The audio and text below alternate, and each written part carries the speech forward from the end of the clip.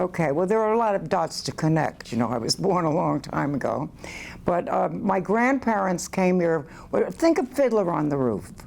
My grandfather was Tevye, and the rest of the family fell in line. And I always try to figure out exactly where they came from. They either came from Latvia or from Russia, either from, you know, one of the countries that Russia was oppressing at the time or liberating at the time. So that's close enough, don't you think?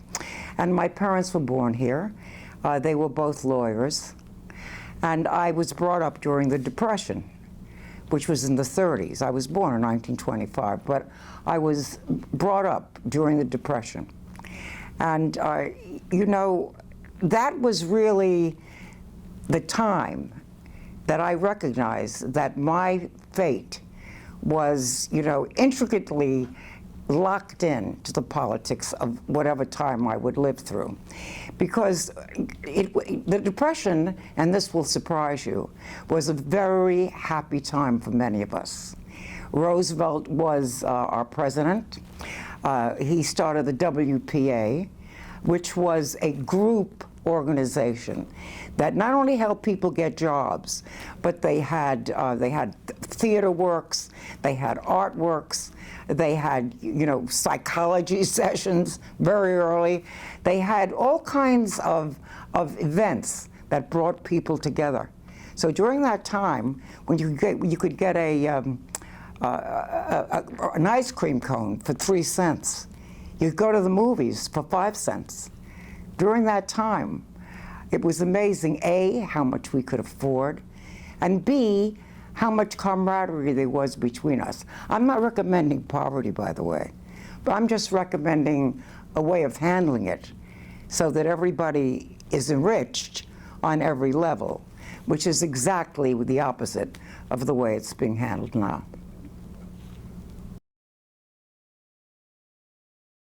Well, you know, my mother was in law school and my father was in law school. They were actually distant cousins. This doesn't mean that we're all insane. You know how that goes, no. We managed to be sane despite that, but they were distant cousins, and they were both in law school. When they graduated, my mother passed the bar the first time, and my father didn't. I had already been born. My father went to Brown University. My mother went to Sergeant School, which was a junior college. In those days, if you wanted to be a lawyer, you just had to go to college for 2 years, and she did. And anyway, my mother passed the bar, my father didn't. So how did they handle it in those days, Kennedy? Very differently from the way we handle it today. You never wanted to make a man feel smaller than you are. And so my mother didn't practice law that first year. She waited until my father passed the bar. And then she started to practice law. But by that time it was a little late because I was already, as I say, born, and a very apparently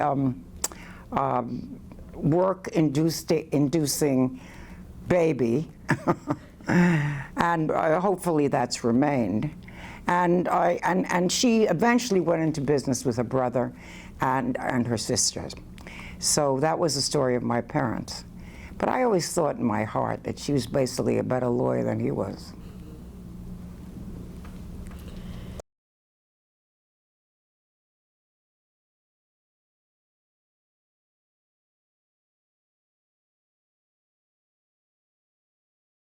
I try to break barriers for women with all the scripts that I write, and I write comedy. You know, the 2 Emmys that I won were for 90-minute comedies, but they both had a message, and when you had a message in television, it had to be oblique.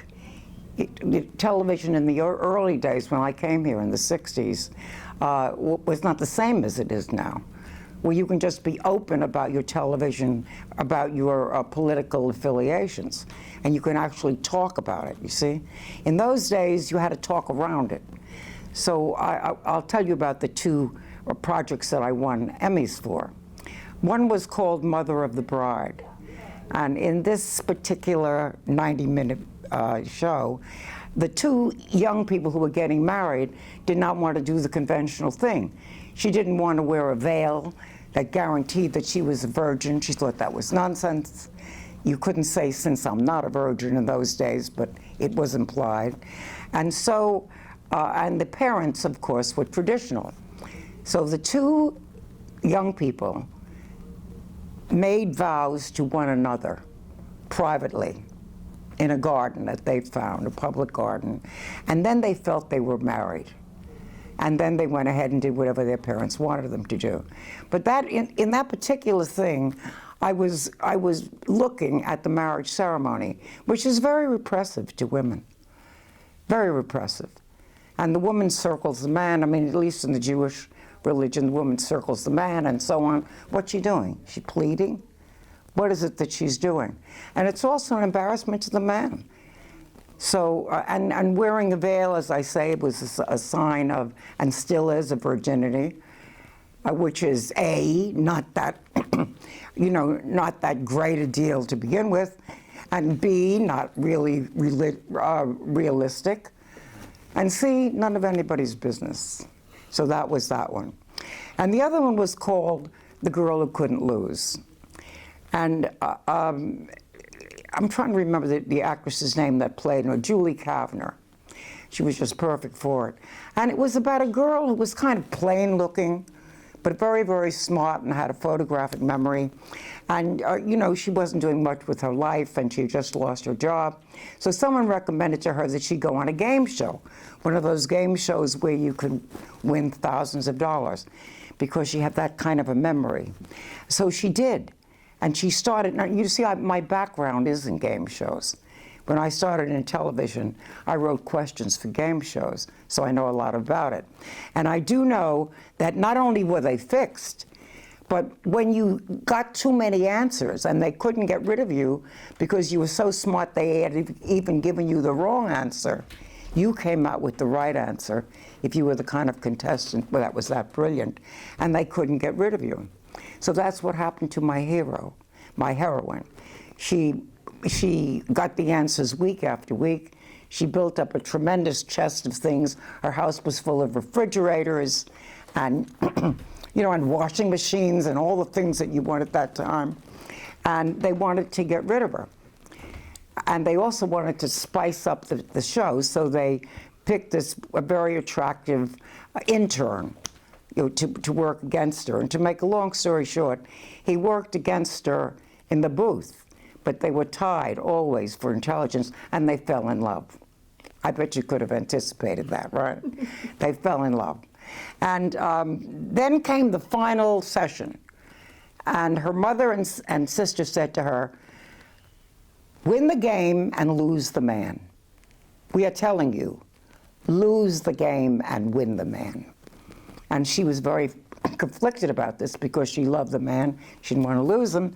So in the booth, we watch her decide. We hear her win the game and lose the man, and she could not bring herself to give the wrong answer. So she gave the right answer. And I really could be mean and say, if you want to know the result, see the movie. But it was a while ago, and she wins the man because he respects her for being honest. Obviously a fantasy. I was politically active, I think, from the time I was born. My father was a socialist, and they were very, very careful to distinguish the difference between a socialist and a communist. The right wing has tried to confuse people about that all this time. But the socialists believed in really total democracy. They were completely opposed to dictatorship. What the Russians had with Stalin and that whole group is they had a dictatorship, and it was very oppressive. So my father and my mother were both socialists. Actually, my mother was a Republican when she met him. But by the time he was finished lecturing her, it was like, all right, be a socialist. But they believed in the kind of government that Sweden and Norway and Denmark have, or are supposed to have. They aren't perfect. And I'll tell you my first political experience. We used to have books around the house. My parents were intellectuals, and they wanted me to be, to get used to reading books and so on. And there was a red pamphlet, I remember, on a coffee table. And I one day picked up the pamphlet and I opened it. I think I was about 4 or 5 years old. And in it were all photographs of dead soldiers, of soldiers impaled on a fence, of soldiers who were decapitated. It was a real horror book. And I said to my father, "Daddy, what is this?" And he said, "This book is war." And I said, "What, Daddy, what war is this?" And he said, "This is every war. War is one stranger killing a second stranger for the profit and power of a third stranger." I was 4 or 5 at the time. So if that doesn't make you political, what does? So from that point on, with the help of the WPA and my family, I have ever since then been a progressive. And I feel very comfortable in that mold.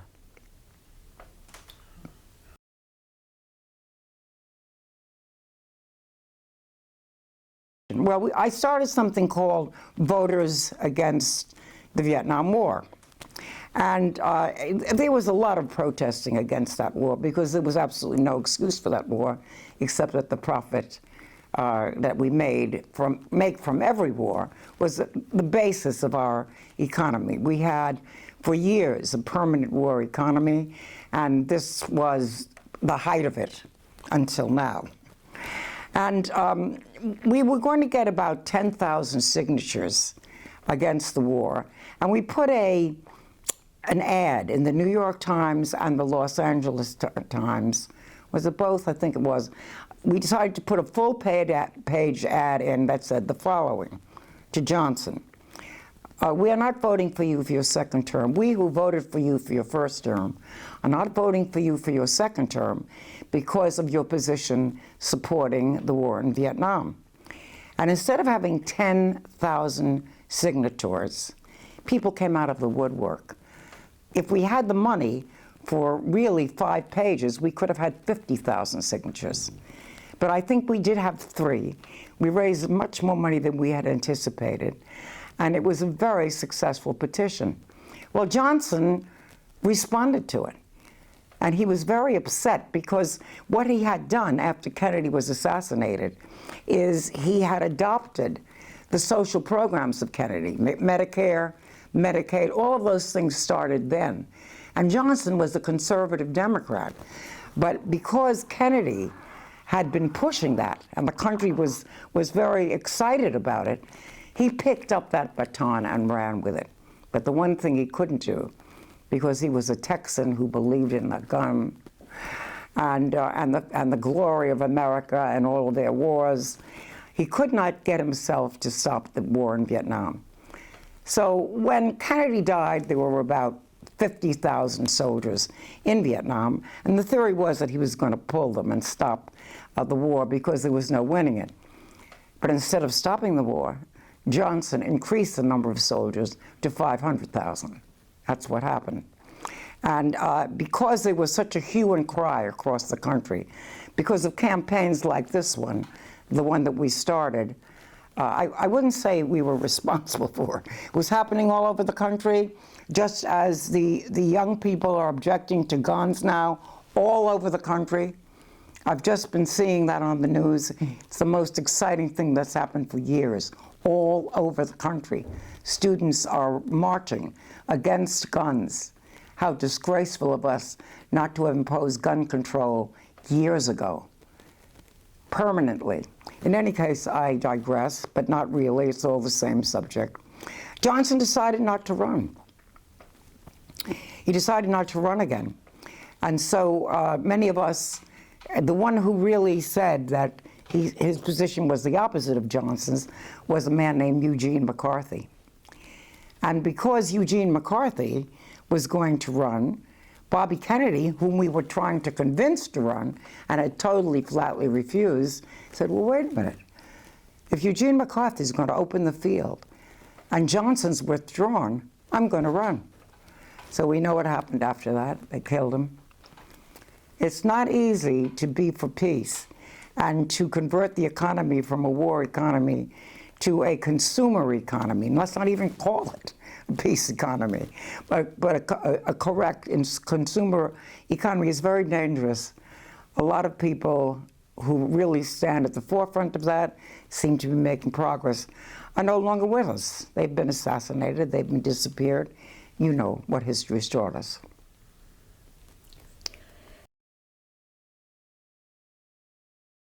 Well, when I came to Los Angeles, which was I think in 1964, I really came because I wanted to write comedy.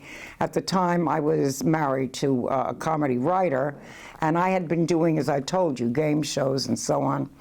And I said to myself, what is the realistic mark? Where is the realistic market for comedy, or for anything that was involved in television that was not, you know, a game show type of thing? And it was Hollywood. I didn't want to come here. You know, I wasn't a Hollywood type. I hardly wore makeup. You know, I just I wasn't glamorous. None of that. But I wanted to write comedy, so I came here. And I submitted, and I heard about the fact that there are no women comedy writers and you're wasting your time and so on. So I thought, nonsense. Everybody needs a good script. And I still think that. It isn't that easy to provide a good script or to find a good script. So what I did was write 6 storylines. I'm telling you this because whoever sees this, if they want to break in, this is not a bad idea. I wrote 6 storylines, all of them very, very short. Because I know people don't read, you know, so they were like a page each. And we submitted them to every single show. And we got ourselves a guy who also was new here, and he became our agent. And myself, my husband at the time, and this agent were like the 3 musketeers, unarmed, of course. But you know, at least armed, as it were, with the these storylines. And he actually was called by Carl Reiner, who was the producer of the Dick Van Dyke Show, and he said, "I want to see these people." So we went and we saw. Dick Van Dyke Show was the biggest thing that had happened on television that time. We went and saw them. And Persky and Danoff, the names of the head writers, were in on and so was Carl Reiner. It was the thrill of my life. And they were on the story conference, and we came up with the following idea, again, political. The idea was that she felt that her husband was working, he was earning all the money, their son was now too big to be babysat, and she was doing nothing with her life. So he encouraged her to get a job. And he recommended her, and he actually got her the job, you know, with a magazine. And she very quickly moved forward. And she kept being raised, the level that she was at kept being raised to the point where she had more of a title than he did, and was earning almost as much money as he was. And now his ego was really in play. And he was cranky, and he was upset, and he was this, and he was that. And she had to make a decision. Would she, same old story, would she win the game and lose the man? Or would she really, you know, give up her career? And that's what she decided to do. That's what she decided to do. And he let her do it. So they called us in. In those days, there were cutoffs. So they said, we love the story, we love the script, but we talked about the sound of the show. And they have a perfect marriage. That's the way it's got to be on the Dick Van Dyke Show. And nothing separates them from one another. So this very realistic conflict cannot occur on our show. However, we will help you by sending this script around with our recommendation, which they did. And I was immediately hired by Honey West or Bewitched, I forget now. You know, I've done actually literally hundreds of shows. And we worked ever since. And, you know, I heard about women and how they couldn't this and they couldn't that. But I think writing was always the easiest thing to break into. But when I wanted to produce after that, that was difficult. So I had to reach a place. First of all, I divorced this person that I had mentioned, and I said, if you want me to write a script for you, you have to let me produce it. And eventually they did. And then I said, if you want me to produce and write a script for you, you have to let me direct it. And they did that too. And let me tell you, that wasn't as easy to break into as the producing was. And I'll tell you why. And it breaks my heart to say this, but it has to be said. The crews resented it. The crews resented taking orders from a woman director. They just weren't used to it. It was very difficult to get into the to the guild for what was it called, I can't remember the name of the union, but it was very difficult to get into their union, and they were very, very protective of it, and they played a lot of dirty tricks on me. I once did an hour show, which was ordered by CBS, an hour comedy, and it was a series of stories about the same, with the same nucleus. And it was all shot, it was all done, and a can of film was missing.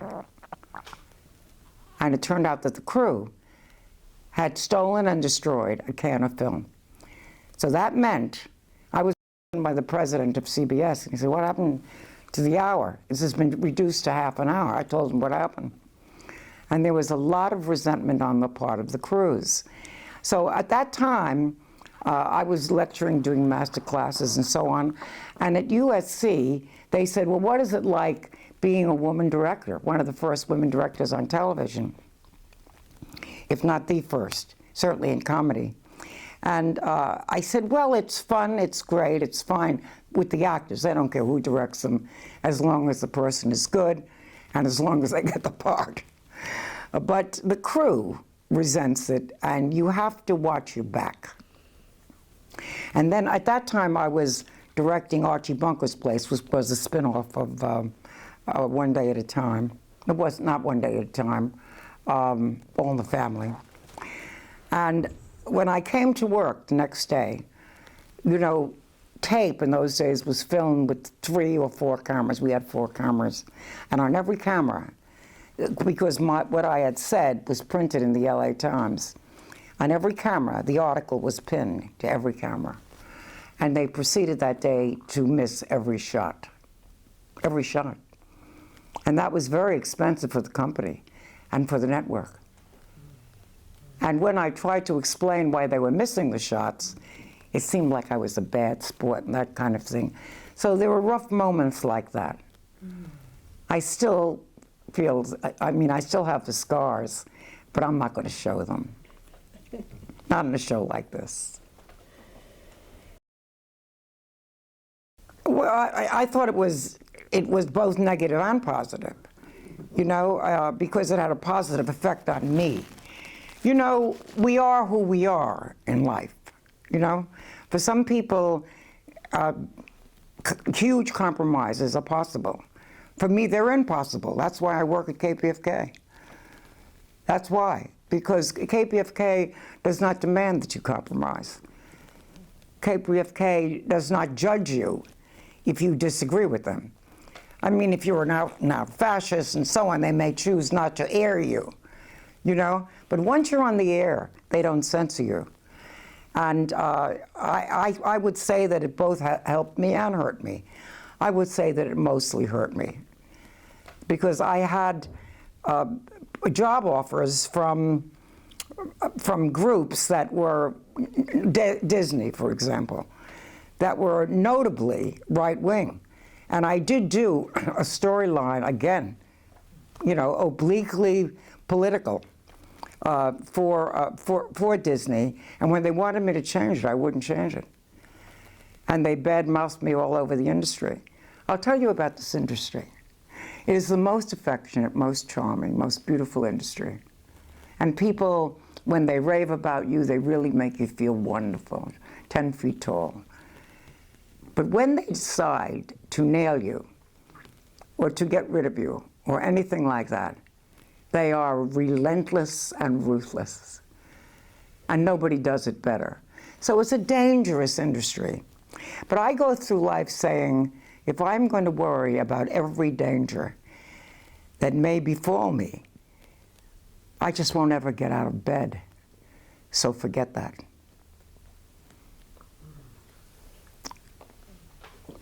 Fantastic. That's amazing.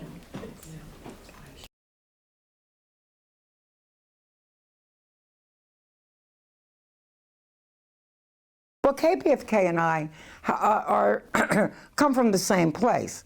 We both believe that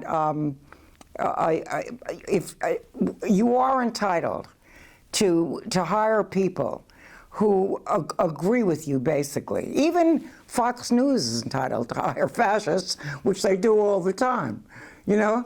So KPFK is entitled to do the opposite. As I explained, the lack of censorship at KPFK is the most beautiful thing about it. There are many, many beautiful things about it, but that's one of the most beautiful. I think we're a gift to the people. I think we are. And as time goes on, there are fewer networks. God knows there are plenty of networks, cable stations. I mean, we are just drowning in them. But where do you find political truth? In very few places. But you do find it stalwart and stubbornly on KPFK. If you ask me what are the negative things about working at KPFK, well, you don't make any money. That's negative thing number one. You don't make any money if you're a broadcaster of one show a week, and even if you're a broadcaster of 5, you know, it's a pretty thin diet. Because we are, in fact, supported by our listeners, and they are responsible for us, and we are responsible for them. We are all locked at the hip. So that is a disadvantage of KPFK. On the other hand, you know, you pay the price for honesty. And we see what the price is, for example, with decisions like Citizens United, where corporations and mega-rich people are able to pay to buy candidates. Well, now they own the government. They own it. They own both houses. They certainly own Trump. Although I'm not so sure he doesn't own them. He really is bad news. He's bad news through and through. And everyone who surrounds him is bad news, and so on. So when you sell out, this is what you do. You not only maintain the permanent war economy, but you encourage it. I think there is one thing, if there is one history lesson I would like to share with the audience, it is this. When Reagan was in office, he was the one that opened up the doors to IBM, to General Electric, to General Dynamics, to all of the big companies to take their factories and so on overseas. And they made a secret deal with these companies, insuring them if it should fail. They also made the deal that these companies would not have to pay any taxes in the United States except from profit that they brought into the country. Do you know how easy that is to launder? As a result, they don't bring practically any profit into the country. They stash it and set it in the Cayman Islands. Well, because this happened, we saw the breakdown and the closing of industry all over this country. You know, New England, which was big for textiles at that time, shut down. It was like a ghost. They were like ghost towns. I know because I used to vacation there, and they were literally like ghost towns. The same thing was true of St. Louis with shoes. All over the country, the television industry shut down, the car industry shut down, all of the industries shut down, and this country was a series of cities of ghost towns. And what happened into these vacuums these ghost towns, was that some form of the defense industry was dropped in. Bombs, eventually drones, you know. And incidentally, so that people don't get the idea that the Republicans are terrible and the Democrats are wonderful, I want to make it clear that Obama was the drone king. He was the drone president, and we did have 8 wars with him. I think I'm connecting too many dots here, but it's really all part of the same picture. And we have never recovered from what Reagan did. So our #1 industry, by far.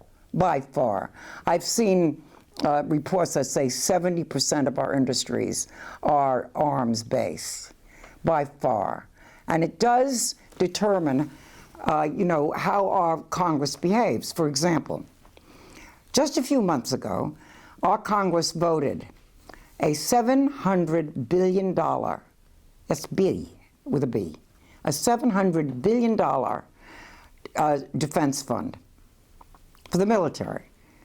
Now, this is greater than all of the defense funds put together in the rest of the world. It's never been close to that. In the Senate, out of 100 people, for example, only 8 voted against it. 4 were Democrats. 1 was Bernie Sanders, an independent. And the others were, believe it or not, Republicans. And they, I think, voted against it because it wasn't strong enough. At least one of them did. In any case, in this country, in the United States, we had people whom we had total faith in at that time, including people like Al Franken, people like Elizabeth Warren, people like Kamala Harris, who doesn't really impress me that much anyway, because she's very very supportive of our military. She just voted again to give them another raise.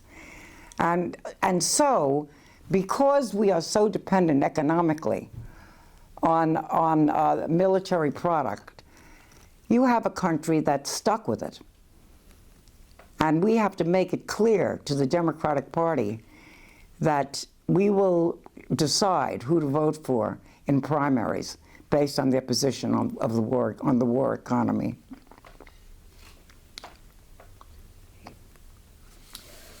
Right.